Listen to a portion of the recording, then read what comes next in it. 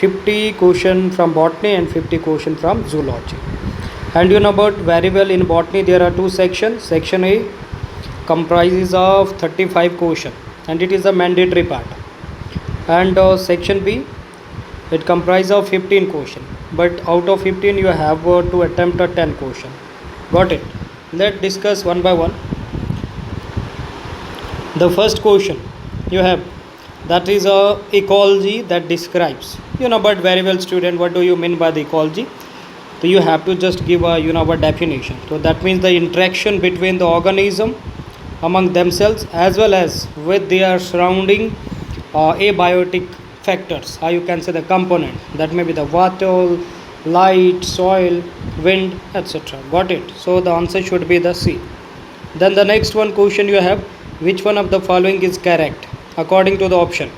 Means in option you have asked a population change, कि population change को हम कैसे बट मेजर करते हैं. तो पॉपुलेशन डेंसिटी निकालने के लिए हमें 4 एट्रीब्यूट्स ध्यान में रखने पड़ते हैं. बर्थ रेट प्लस इमिग्रेशन, कि कितना जन्म हो और कितने हमारे कंट्री में आकर के सेटल हुए, minus death rate plus immigration, कि कितने डाई हुए और कितने हमारे देश छोड़ के दूसरे कंट्री में जाकर के सेटल हुए. तो answer should be the population change equal to the, जहाँ पे ये ऑप्शन आपको दिख रहे हैं, birth plus immigration minus death plus immigration. तो answer should be the B. Got it?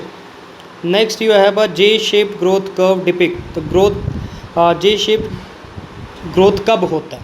तो आपको ऑलरेडी बताया 2 टाइप का ग्रोथ होता है. एक होता है जे शेप जिसमें रिसोर्सेज अनलिमिटेड होते हैं. एक होता है एस शेप जिसमें एक लिमिट तक ग्रोथ बढ़ेगा, जे शेप अटेन होगा, मतलब सॉरी लॉग फेज अटेन होगा या एक्सपोनेंशियल फेज अटेन होगा. फिर एक कैपेसिटी के बाद, कैरिंग कैपेसिटी के बाद ग्रोथ बंद हो जाता है. लेकिन यहाँ पूछा जे शेप किस में? जे शेप ग्रोथ तब होता है जब रिसोर्सेज अनलिमिटेड होते हैं. तो इसलिए according to the option exponential growth, क्योंकि जे शेप में एक्सपोनेंशियल ही होगा. एक्सपोनेंशियल का मतलब है बट वेरी वेल की जिसमें रिसोर्सेज अनलिमिटेड होते हैं. समझे? रिसोर्सेज जिसमें अनलिमिटेड होंगे. ठीक है? तो एक्सपोनेंशियल मतलब एक्सपोनेंशियल को ही हम लॉग भी बोलते हैं. ठीक है? एक होता है लैग में जिसमें ग्रोथ धीरे धीरे, फिर होगा एक्सपोनेंशियल जिसमें ग्रोथ तेज़ी से बढ़ेगा लॉग. और अगर रिसोर्सेज अनलिमिटेड हैं तो ग्रोथ कंटिन्यू बढ़ता जाएगा. तो इसलिए answer should be the B, कि the exponential growth when the condition are unlimited, मतलब जब रिसोर्स अनलिमिटेड है तो पॉपुलेशन बढ़ता ही जाएगा. Then next is in some species of angiosperm. Yes, तो आपसे क्या पूछे? In some species of angiosperm pollen grain are shed at 3 cell stage and these 3 cells are. आपको पता है पोलन ग्रेन शेड का मतलब पॉलिनेशन, कि पॉलिनेशन 3 सेल स्टेज में जब होता है उसमें 3 सेल कौन कौन होते हैं? क्योंकि 2 सेल स्टेज में कॉमनली 2 सेल स्टेज में होता है. 60% प्लांट में पॉलिनेशन जो होता है वो 2 सेल स्टेज. पोलन ग्रेन के अंदर 2 सेल 60% में होता है, एक जनरेटिव सेल होता है और एक वेजिटेटिव. ठीक है? उसको 2 सेल स्टेज बोलते हैं. लेकिन यहाँ 3 सेल्ड में पूछा और नाम पूछे कि 3 सेल्ड कौन कौन. जब जनरेटिव सेल का पॉलिनेशन होने से पहले मेटोडिक डिवीजन हो जाता है तो 2 मेल गैमेट बनाता है, n+n. तो अब 2 मेल गैमेट हो गए, एक वेजिटेटिव. तो इस फॉर्म में जब पॉलिनेशन होता है तो उसको 3 सेल्ड बोलते हैं. Got it? तो आंसर होना चाहिए 2 मेल गैमेट और एक वेजिटेटिव सेल, और ये 40% में 3 सेल स्टेज मिलता है. Then main function of endothecium. तो आप सभी बच्चों को पता है एंडोथीशियम का क्या फंक्शन होता है. मेनली एंडोथीशियम एक सेकेंड लेयर है, एपिडर्मिस के नीचे एंडोथीशियम होता है, फिर मिडिल लेयर होता है, फिर टाइपिटम. एंडोथीशियम का काम होता है कि जब भी जब भी एंथर मैच्योर हो जाता है तो उसको सेपरेट करने में हेल्प करता है, उसको डाइस करने में हेल्प करता है. तो मैकेनिकल में नहीं है, न्यूट्रिटिव में नहीं है. तो यहाँ लिखा है that is a dehiscence. Dehiscence मतलब separating.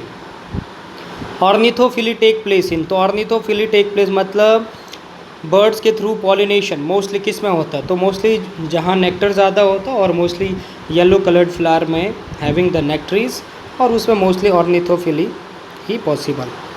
In water hyacinth and water lily pollination take place. तो वाटर हाइसिंथ और वाटर लिली जो प्लांट एक्वेटिक होता है, इसका ये मतलब नहीं कि उसमें वाटर के थ्रू ही पॉलिनेशन होता है. तो वाटर हाइसिंथ में मोस्टली एंटोमोफिली होता है. एंटोमोफिली मतलब इंसेक्ट के थ्रू, और वाटर लिली में होता है एनीमोफिली मतलब हवा के थ्रू. तो देखो इंसेक्ट के थ्रू यहाँ पे मिल रहा है इंसेक्ट और भी. नेक्स्ट है which of the following flower once in 12 years. कौन सा ऐसा प्लांट है जो 12 साल में ही फ्लावरिंग करता है? आपने फर्स्ट चैप्टर में भी पढ़ा कि बैम्बूसा प्लांट ऐसा है कि जो 50 ईयर्स में एक ही बार फ्लावरिंग करता, फ्रूटिंग करता, फिर डाई हो जाता है। और 12 ईयर्स में कौन करता है? दैट इज़ अ नीलाकुरंजी, जो ऑलरेडी आपको पढ़ा है, तो that is a Neelakurinji. Then number of chromosome in meiocyte in apple. Meiocyte वो सेल होता है जिसका मियोसिस होता है, तो 2n। तो एप्पल का बोला है कि एप्पल का मियोसाइट क्या होता है, क्योंकि एप्पल का जो n होता है, हैप्लॉइड जो होता है, वो 17 होता है। तो 17 रेज पर 2 कर 17 इंटू 2 करोगे तो दैट शुड बी द 34। तो इसलिए एप्पल का मियोसाइट मतलब एप्पल का मियोसाइट मीन्स वो सेल जिससे मियोसिस होकर के आगे गैमेट बनता है, तो वो 34 होगा। मियोसाइट उसका 34 और n इसका होगा 17। Then next question, which layer of microsporangium is nutritive in function. तो आपको पता है टैपिटम ही एक न्यूट्रिटिव इन फंक्शन होता है जो माइक्रोस्पोरेंजिया को न्यूट्रिशन प्रोवाइड करता है डेवलपमेंट के लिए। Got it. देन नेक्स्ट आ गया हमारे पास, which type of association is found in entomophilous flower और पॉलिनेटिंग एजेंट। एंटोमोफिलिस फ्लावर वो है फ्लावर जिस फ्लावर में इंसेक्ट के थ्रू पॉलिनेशन होता है। तो ये बोला है कि एक इंसेक्ट और एंटोमोफिलिस प्लांट के बीच में कौन सा टाइप का एसोसिएशन होता है। तो दोनों को बेनिफिट है, इंसेक्ट को बेनिफिट है, खाना मिल रहा है, और प्लांट को बेनिफिट है कि उसका पोलन ग्रेन पॉलिनेट हो रहा है। तो प्लस प्लस का साइन आना चाहिए, तो प्लस प्लस मोस्ट किस में होगा? म्यूचुअलिज्म। तो आंसर आपका ये होना चाहिए। देन नेक्स्ट आपके पास आ गया, विच of the following is a correct pair.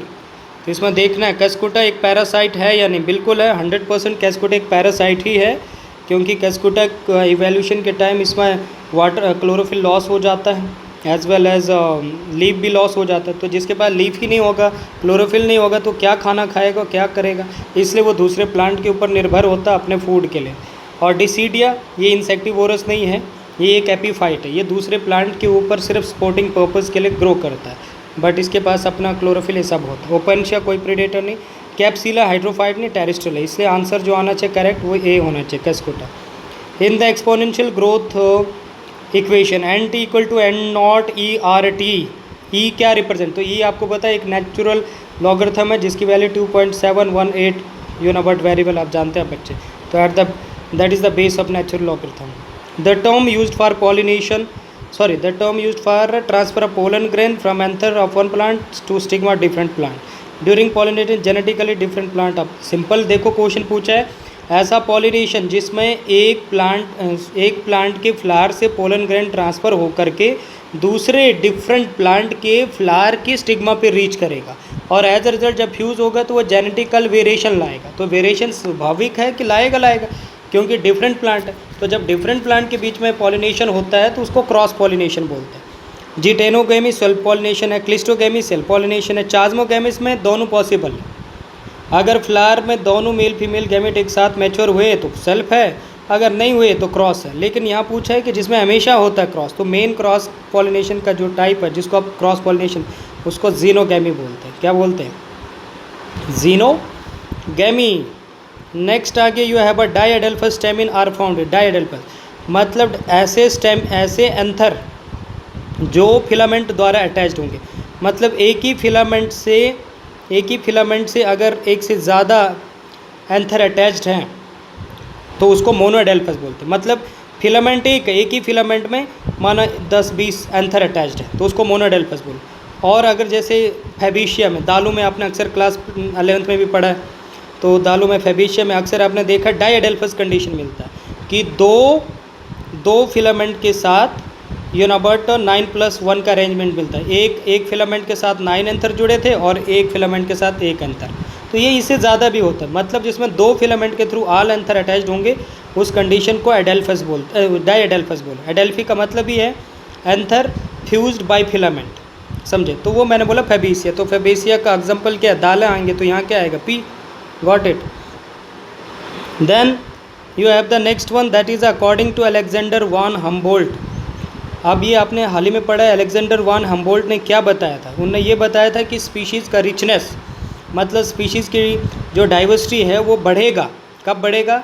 एक एरिया एक्सप्लोरेशन के हिसाब से। मतलब आप अगर एक लार्ज एरिया एक्सप्लोर करते जाओगे तो आपको स्पीशीज़ का डाइवर्सिटी भी मिलता जाएगा, मतलब स्पीशीज़ का रिचनेस भी बढ़ता जाएगा। लेकिन उन्होंने ये भी बताया था कि एक लिमिट तक आपको स्पीशीज़ का रिचनेस बढ़ता हुआ दिखेगा, एरिया को एक्सप्लोरेशन करते हुए। लेकिन जैसे लिमिट क्रॉस होगा तो स्पीशीज़ रिचनेस बढ़ेगा नहीं, फिर घटने लग जाए। जैसे आपको मैंने बोला था एल्टीट्यूड में, तो जैसे जैसे हम हाई एल्टीट्यूड की ओर जाते हैं तो स्पीशीज़ की डाइवर्सिटी जो है वो कम होती है। एक दूसरा मैंने बोला था इक्वेटर, अगर इक्वेटर से आप नॉर्थ पोल की ओर जाओगे और इक्वेटर से आप साउथ पोल की ओर जाओगे तो डाइवर्सिटी क्या होने लग जाएगा, कम होने लगेगा।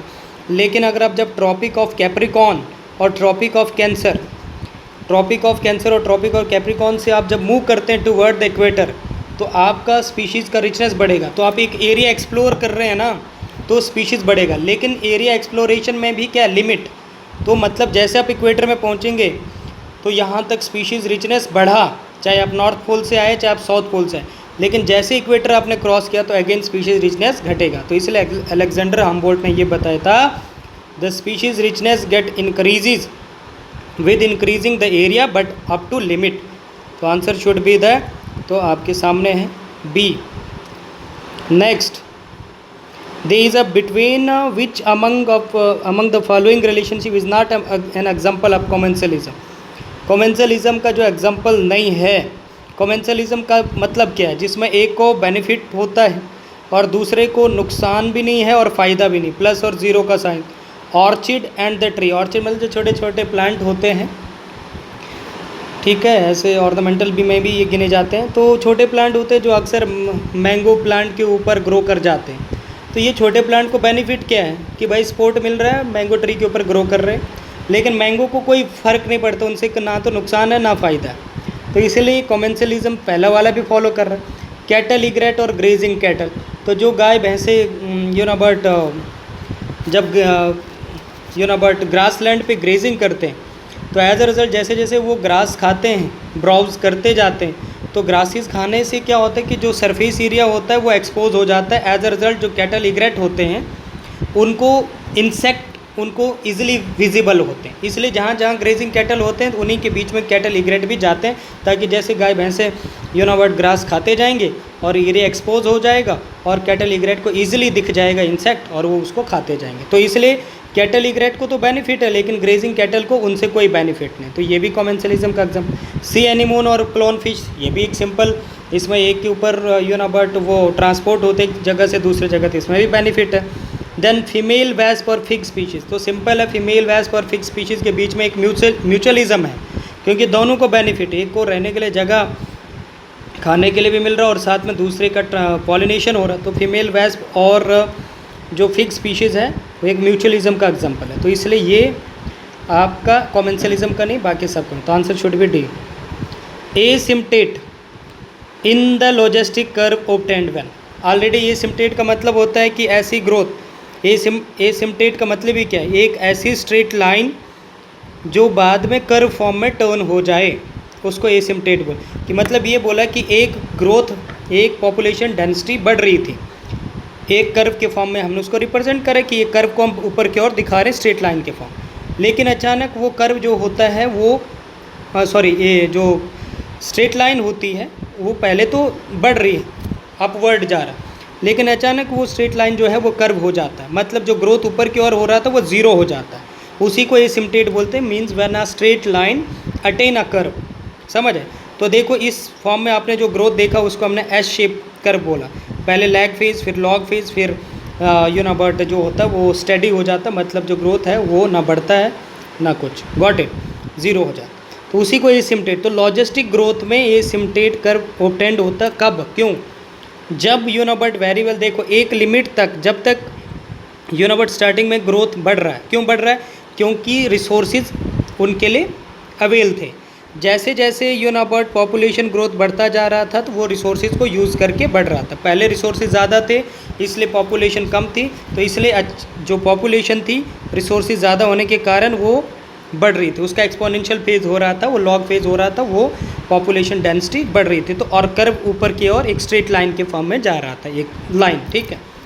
लेकिन जब एक लिमिट तक, जब एक लिमिट क्रॉस हो गया, क्योंकि लॉजिस्टिक ग्रोथ वो ग्रोथ है जिसमें एक लिमिट तक ग्रोथ होगा, लेकिन जैसे लिमिट बट अचीव हो जाएगा उसके बाद ग्रोथ जो है वो बंद हो जाएगा, वो ज़ीरो हो जाएगा, तो इसलिए जिसको हम बोलते हैं कैरिंग कैपेसिटी, के से उसको रिप्रेजेंट, और पॉपुलेशन को करते हैं एन से, पॉपुलेशन डेंसिटी को रिप्रेजेंट करते हैं एन से। तो तो n बढ़ता जाएगा कब? जब तक कैरिंग कैपेसिटी ज़्यादा है, पॉपुलेशन डेंसिटी कम था, तो इसलिए पॉपुलेशन बढ़ता गया, लेकिन जैसे पॉपुलेशन डेंसिटी कैरिंग कैपेसिटी पे रीच कर गया, मतलब पॉपुलेशन अब इतना हो गया कि उसने कैरिंग कैपेसिटी रीच कर दिया, लिमिट जो है वहाँ तक पहुँच गया। अब जैसे कैरिंग कैपेसिटी पे पहुँच गया तो पॉपुलेशन क्या हो जाएगा? 0।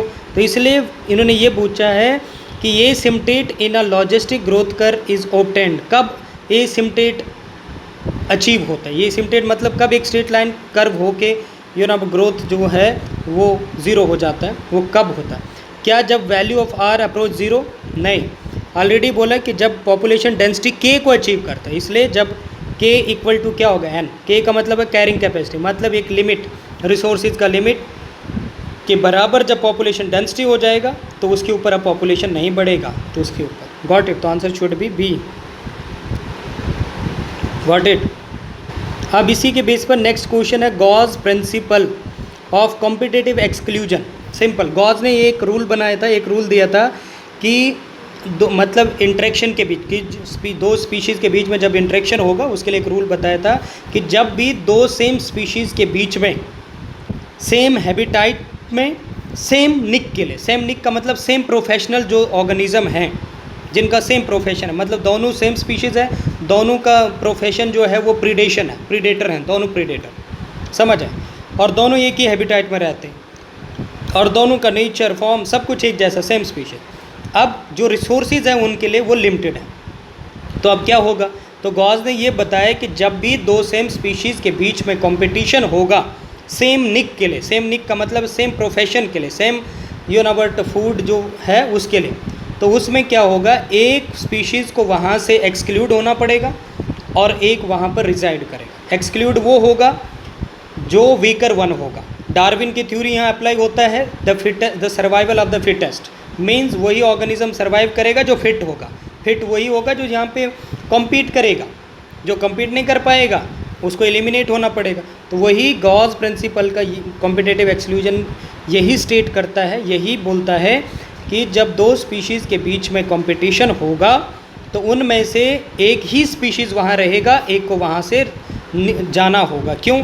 क्योंकि रिसोर्सेज जो हैं वो लिमिटेड है, कम है, और सेम स्पीशीज़ है तो उनके बीच में उसी सेम रिसोर्स के लिए कंपटीशन होगा, लड़ाई होगी। जो पावरफुल होगा वो वहाँ रहेगा और जो वीकर वन होगा उसको एलिमिनेट होना पड़ेगा। अब जैसे आप ही का है तो एग्ज़ाम में आप इतना 22 लाख बच्चा नीट में बैठता है, तो जो बच्चा पढ़ेगा, पूरा 2 साल पढ़ाई करेगा, क्वेश्चन प्रैक्टिस करेगा, प्रॉपर पेपर देगा, वो आगे नीट क्रैक करेगा। 200 में से 47,000 टोटल मेडिकल की सीट्स होती है गवर्नमेंट, तो हाँ बताओ 22 लाख में 47,000 बच्चे चढ़ेंगे, बाकी सब एलिमिनेट हो जाएंगे। तो जो चढ़े वो स्ट्रॉन्गर वन में गिने जाएंगे।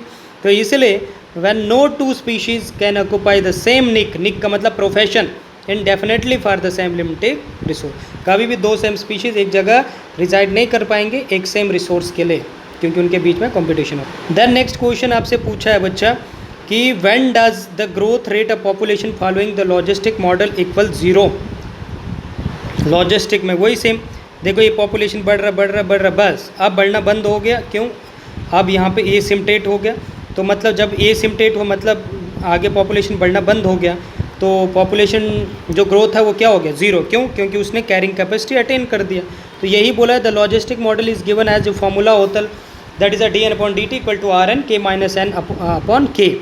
तो आपने ये देखना है कि कब अबाउट पॉपुलेशन में जो पॉपुलेशन ग्रोथ है उसमें लॉजिस्टिक मॉडल इक्वल टू 0 कब होता है? सिंपल, जब कैरिंग कैपेसिटी किसके बराबर हो जाएगा? पॉपुलेशन डेंसिटी के बराबर। पहले सेम रिपीटेड क्वेश्चन है ये। तो when about very well n upon k is exactly 1, जब दोनों एक इक्वल होगा, एक जैसा हो जाएगा। Got it?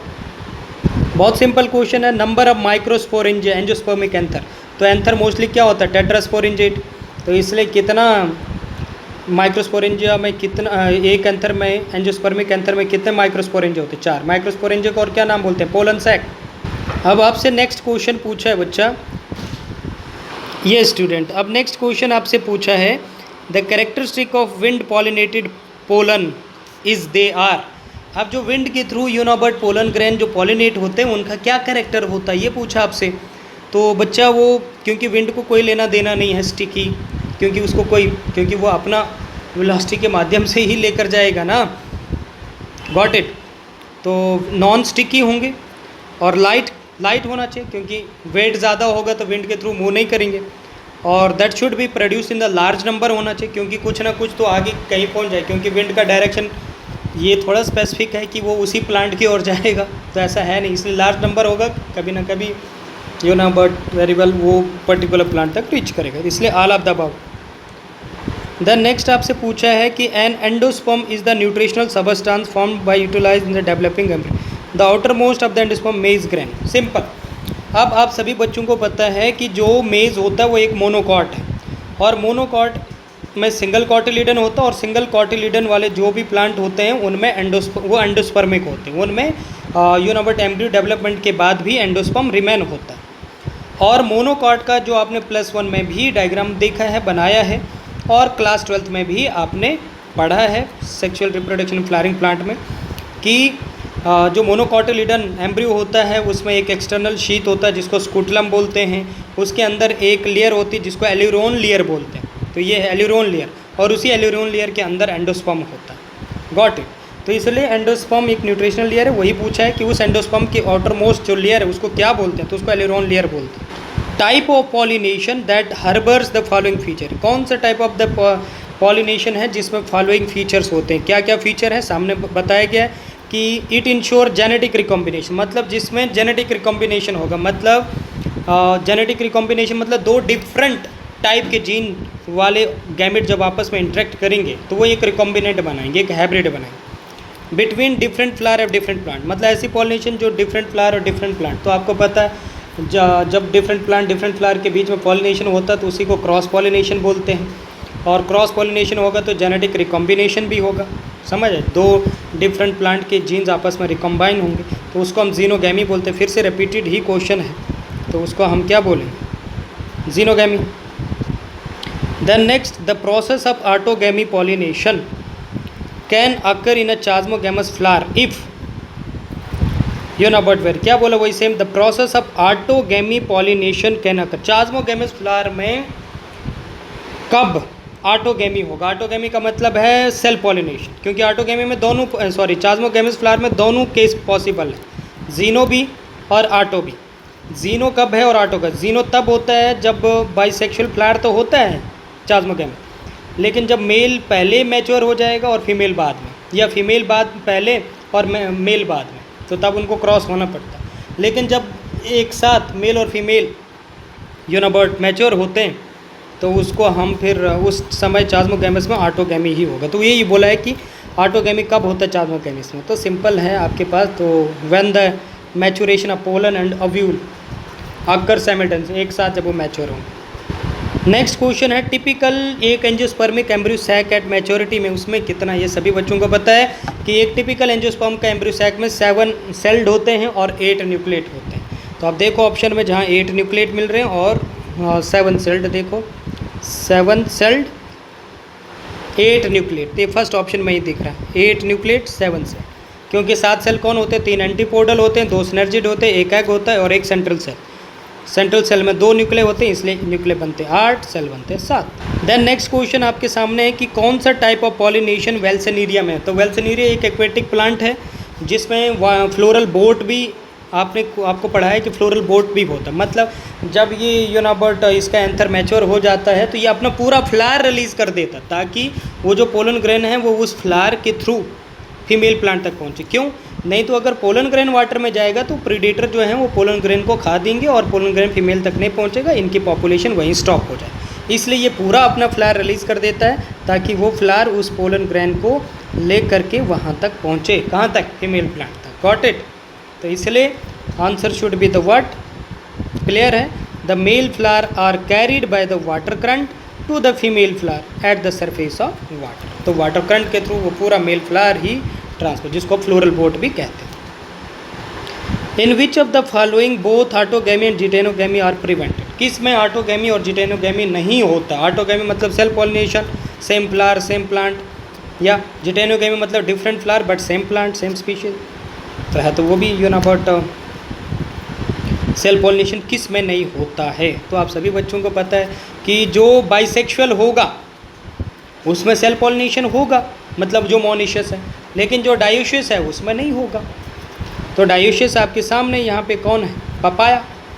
तो पपाया एक डायोशियस है, मतलब यूनिसेक्सुअल है। तो जब यूनिसेक्सुअल होगा तो इसमें सेल्फ पॉलिनेशन नहीं होगा, ना ऑटोगेमी के फॉर्म में ना जिटेनोगेमी के फॉर्म, समझे। बाकी वीट, कैस्टर, मेज ये सारे मोनिशियस हैं, bisexual. Pollen grain are stored by for several year in liquid nitrogen having the temperature. तो आप सभी बच्चों को पता है जिसको हम बोलते हैं प्रोसेस को क्रायो प्रिजर्वेशन। मीन जब हम किसी सीड हो या जीन्स हो या वट एवर स्पर्म या किसी को हम सब्सटेंस को हम लिक्विड में, नाइट्रोजन लिक्विड में -196 डिग्री में स्टोर करते हैं, तो उसी को क्रायो प्रिजर्वेशन, नीट का क्वेश्चन। तो इसलिए यहाँ टेम्परेचर पूछा, तो दैट शुड बी द -196 होना चाहिए। Attractant and rewards are required for, मतलब अपने और खींचना, किसी को लुभाना, और रिवार्ड मतलब जब कोई उस प्लांट की ओर आएगा, अट्रैक्ट हो जाएगा, तो बदले में उसको साथ में नेक्टर भी या उसको खाने के लिए भी कुछ प्रोवाइड किया जाएगा, मतलब in the form of reward के फॉर्म में उसको चाहे फूड दिया जाएगा, रहने की जगह दी जाएगी। तो ऐसा किस में होता है, तो ये आप सभी बच्चों को पता है, ऐसा मोस्टली इंसेक्ट में होता है। तो इंसेक्ट फ्लावर जो होते हैं वो मोस्टली ब्राइट कलर के होते हैं, जैसे रेड रोज़ देखा आपने, ठीक है। तो अलग अलग पिंक होता है, वाइट होता है, अदर देन ग्रीन सब कलरफुल फ्लावर होते हैं। वो इसलिए कलरफुल होते हैं कि ताकि वो इंसेक्ट को दूर से ही दिखे, तो उसके थ्रू इंसेक्ट अट्रैक्ट होते हैं, और जब वो फ्लावर के ऊपर पहुंचते हैं तो फ्लावर के ऊपर उनको खाने के लिए नेक्टर मिलता है, तो वही नेक्टर उनका रिवार्ड है। लेकिन प्लांट को बेनिफिट ये होता है कि ताकि उनका पोलन ग्रेन ट्रांसफ़र हो जाए। तो answer should be the entomophily. Entomophily मतलब इंसेक्ट के थ्रू पोलिनेशन। प्रॉक्सिमल, ये भी नीट का क्वेश्चन है, बीच में आपने देखा, आपको बताया कि proximal end of the filament of stamen, मतलब the start end of the filament. तो स्टार्ट फिलामेंट का कहाँ से होता है, आप सभी बच्चों को पता है, थैलमस और पेटल्स है। तो answer should be the C. Which of the following statement is not correct, not correct. Insect consume pollen और nectar without bringing pollination are called pollen nectar, pollen nectar robber. बिल्कुल, ऐसा व्यक्ति को या ऐसा इंसेक्ट को, ऑर्गेनिज्म को लुटेरा ही बोलेंगे कि जो आएगा और मुफ्त में खाएगा और बदले में काम भी नहीं करेगा। तो इसलिए बिल्कुल ऐसे इंसेक्ट जो पॉलिनेट नहीं करते हैं और खा भी लेते हैं, तो उसको हम रोबर बोलते हैं। ये स्टेटमेंट ठीक है। Pollen germinate in pollen tube growth are regulated by chem, बिल्कुल ये भी ठीक है। पोलन ट्यूब की ग्रोथ आपको पोलन ट्यूब, जब पोलन जर्मिनेट होगा तो पोलन ट्यूब बनेगा, और पोलन ट्यूब जब बनेगा तो वो मूव करेगा toward the but very well embryo sac की ओर जब जाएगा, तो बट एक केमिकल के माध्यम से ही वो रेगुलेट होता है, जिस केमिकल का नाम है calcium boron and inositol sugar complex, जो आपको ऑलरेडी ये भी नीट में पूछा गया। तो इसलिए ये भी ठीक है। Some reptiles have also been reported as pollinator, बिल्कुल ठीक है, जैसे लिजर्ड है, तो वो भी ठीक। Pollen grain of many species can germinate, देखो पोलन ग्रेन कभी भी स्टिग्मा के ऊपर जर्मिनेट ही नहीं होता, वो तो एंथर के ऊपर, तो ये इनकरेक्ट है। तो इसलिए यही करेक्ट आंसर होगा D. In majority of angiosperm egg has a filiform, नहीं, एग में कोई फिलोफॉर्म एपरेटस नहीं होता, वो तो सिनर्जिड में होता। देयर आर न्यूमरस एंटीपोडल, नहीं, सिर्फ 3 एंटीपोडल होते, न्यूमरस नहीं होते। Reductional division occur in megaspore mother cell, बिल्कुल मेगास्पोर मदर सेल में मियोसिस होता है, उसी को रिडक्शनल डिवीजन बोलते हैं, जिससे small central cell is present in the embryo sac, ठीक है। स्मॉल आपसे क्या पूछे, in the majority of angiosperm क्या होता है, तो आप सभी बच्चों को पता है कि small central cell that present in embryo sac या reductional division. Majority of angiosperm में क्या होगा, that should be the C होना चांस है। Reductional division occur in megaspore mother cell, got it. क्यों, क्योंकि सभी एंजियोस्पर्म में मेगास्पोर मदर सेल का मियोसिस होगा, ठीक है। बाकी कैरेक्टर तो है ही नहीं correct. Male gametophyte in angiosperm, male gametophyte मतलब पोलन ग्रेन दैट प्रोड्यूसेस, क्या प्रोड्यूस करते हैं, तो मेल गैमेटोफाइट आपको पता है, pollen grain 2 male gamete produce करता है और एक वेजिटेटिव सेल, इसलिए 2 स्पर्म्स, स्पर्म की जगह यहाँ 2 मेल गैमेट लिखेंगे तो और बेटर होता, एंड वेजिटेटिव सेल, ठीक है। तो प्लांट के गैमेट को स्पर्म नहीं बोलते हैं, तो इसलिए वहाँ पे मेल गैमेट ही सही रहता है, एंड अ वेजिटेटिव सेल, इसलिए बुक में दिया गया होगा, तो इसलिए हम इस चीज़ को चैलेंज करते हैं, क्योंकि ह्यूमन का सेल को गैमेट को हम स्पर्म बोलेंगे, ना कि प्लांट के गैमेट को स्पर्म बोलेंगे। तो पोलन ग्रेन मेल गैमेट ही बनाता है, तो इसलिए that is a 2 male gamete and vegetative. Answer should be the A 34, ठीक है।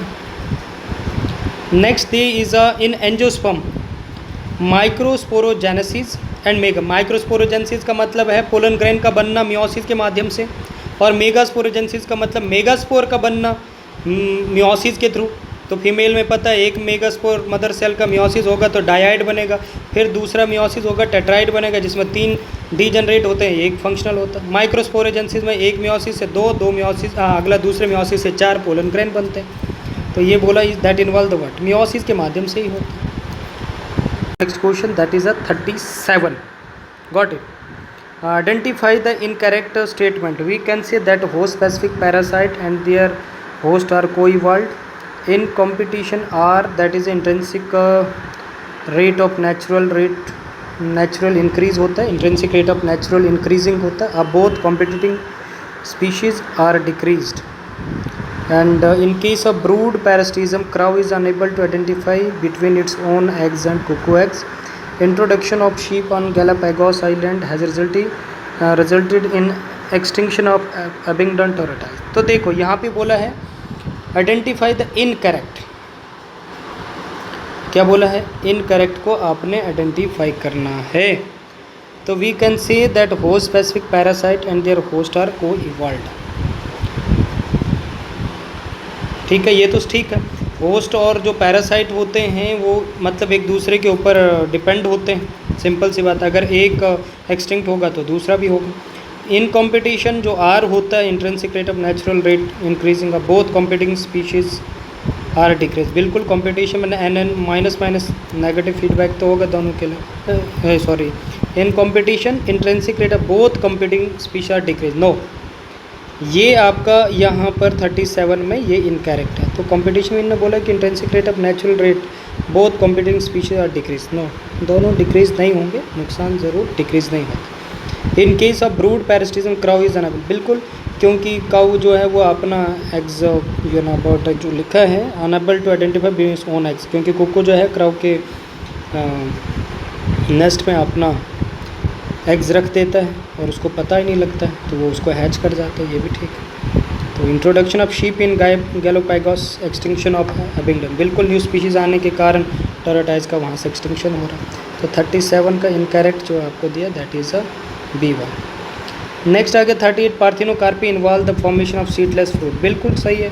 एपोमिक्सिस अकर विदाउट फर्टिलाइजेशन। बिल्कुल सही है, लेकिन पार्थिनोकार्पी एक अलग है, एपोमिक्सिस अलग है। एपोमिक्सिस में ए सेक्शुअल रिप्रोडक्शन होता है बट तब भी वो सीड बनाता है। पार्थिनोकार्पी ए सेक्शुअल रिप्रोडक्शन है लेकिन सीड नहीं बनाता। इसलिए स्टेटमेंट दोनों ठीक है लेकिन एक दूसरे को मैच नहीं कर रहे। तो क्योंकि एक विदाउट ए सेक्शुअल रिप्रोडक्शन है बट सीड नहीं बनाता, और एक सेक्सुअल रिप्रोडक्शन है लेकिन तब भी वो इमिटेट कर रहा है सेक्सुअल रिप्रोडक्शन को सीड बना के, तो एपोमिक्सिस है। ठीक है ना? तो इसलिए दोनों करेक्ट है बट एक दूसरे के साथ रीज़न सही नहीं। तो इसलिए आप आंसर दे सकते हैं कि both assertion and reason are true but reason is not the correct explanation. Next 39, event from the pollen deposition on the stigma until pollen tube enter are together referred pollen pistil interaction. And the statement 2, pollen pistil interaction is a dynamic process involving pollen recognition followed by promotion or inhibition of the pollen. Both statement 1 and 2 second are correct. बिल्कुल। तो इन्होंने बोला है कि event from pollen deposition stigma until pollen tube enter ovule are together है। बिल्कुल, pollen लाई करेगा stigma पे, फिर वो जर्मिनेट होगा, फिर पोलन ट्यूब बनेगा, फिर वो एंटर करेगा ओव्यूल में, उसी को पोलन पिस्टल इंट्रैक्शन। और pollen pistil interaction is a dynamic process because it is a chemical regulated होता है। ठीक है, that follow by promotion inhibition of the pollen, दूसरे पोलन का एंटर नहीं दे। ठीक है। 40, which one of the following statement can not be connected to predations. तो which one of the following statement can not be connect, predation से कोई लेना दे।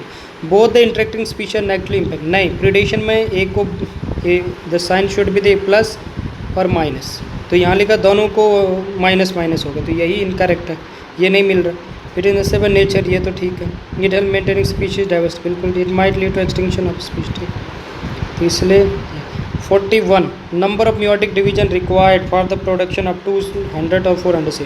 तो आपको पता मेल में क्या होता है, एक मियोसिस से कितना बनता है 4, फीमेल में एक मियोसिस से कितना गैमेट बनते हैं। तो सीड है, तो एक सीड बनाने के लिए एक मेल गैमेट लगता है और एक फीमेल गैमेट। तो कितना सीड बोला 200, 200 सीड के लिए कितना मेल गैमेट चाहिए 200। कितना फीमेल गैमेट चाहिए 200, तो 200 फीमेल गैमेट के लिए कितना मियोटिक डिवीजन चाहिए 200, क्योंकि 1:1 फार्मूला है। और मेल गैमेट में 200 मेल गैमेट बनाने के लिए डिवाइड बाय 4 करो, क्योंकि 1 से 4 बन रहे हैं, तो कितना 50 प्लस 200 कितना होगा 250, तो यहाँ आंसर आ रहा है ना 250। और दूसरा क्या बोला 400, तो वही सेम है 400 के लिए कितना फीमेल गैमेट चाहिए 400, मेल गैमेट कितना चाहिए 400 डिवाइडेड बाय 4 कितना आएगा आंसर 100 मियोटिक डिवीजन, क्योंकि 1 से 4 बनेगा। 400 डिवाइड बाय 1 कितना होगा 400, तो कितना आएगा आंसर 500। समझे, तो answer should be the D. Next, arrangement of the nuclei in the normal embryo sac. तो आपको पता है डाइकोटोमिक नॉर्मल एम्ब्रियो सैक में क्या अरेंजमेंट होता है, 3 न्यूक्लियाई एंटीपोडल में, 2 सेंट्रल में, और 3 कौन कौन से 2 सिनर्जिड और 1 egg cell, 3 + 2 + 3। Answer should be the A. Which of the following is not correct, वही same repeated. Insect that consume pollen nectar, ये बिल्कुल ये करेक्ट है। पोलन जर्मिनेशन, पोलन केमिकल, बिल्कुल ये पहला रिपीटेड क्वेश्चन, ये भी ठीक। रेप्टाइल्स, लेजर, ठीक है, तो ये इनकरेक्ट है ये वाला डी, तो इसलिए D is the correct answer. Identify the incorrect statement related to pollination, कि फ्लावर प्रोड्यूस फाउल ऑर्डर्स, मतलब गंदी smell attract flies beetle to get pollinated. आपने इनकरेक्ट बताना, ठीक है ना, तो बिल्कुल flower produce foul odours to attract flies and beetles to get pollinated, ठीक है। एंड क्योंकि स्मेल के थ्रू ही you know about foul produce करेंगे and to attract flies and beetle to get pollinated. Incorrect, moths and butterflies are the most, नहीं moths और butterfly नहीं होते हैं, you know but very well, honey bees ये सब most dominating, तो इसलिए ये इनकरेक्ट है, बी आंसर आना चाहिए।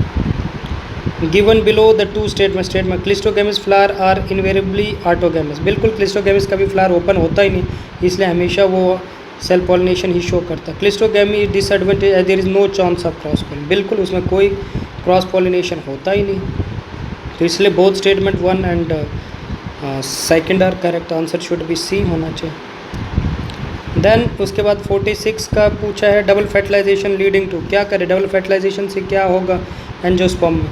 Double fertilization leading to the initiation of endosperm, तो एंडोस्पर्म कैसे बनता है, 2 मेल गैमेट होते हैं, एक मेल गैमेट एग के साथ फ्यूज़ करता है तो जाइगोट बनाता है, और दूसरा मेल गैमेट 2 पोलर न्यूक्लियाई के साथ फ्यूज़ करता है तो ट्रिप्लॉइड 3n वाला एंडोस्पर्म बनता है, तो इसलिए आंसर क्या है the fusion of you know about 2 polar nuclei with second male gamete. Next, 8 nucleate embryo sac are, तो 8 न्यूक्लिएट एम्ब्रियो सैक क्या होगा, मतलब 8 न्यूक्लिएट ही एम्ब्रियो सैक होता है, तो टेट्रास्पोरिक भी हो सकता है क्या,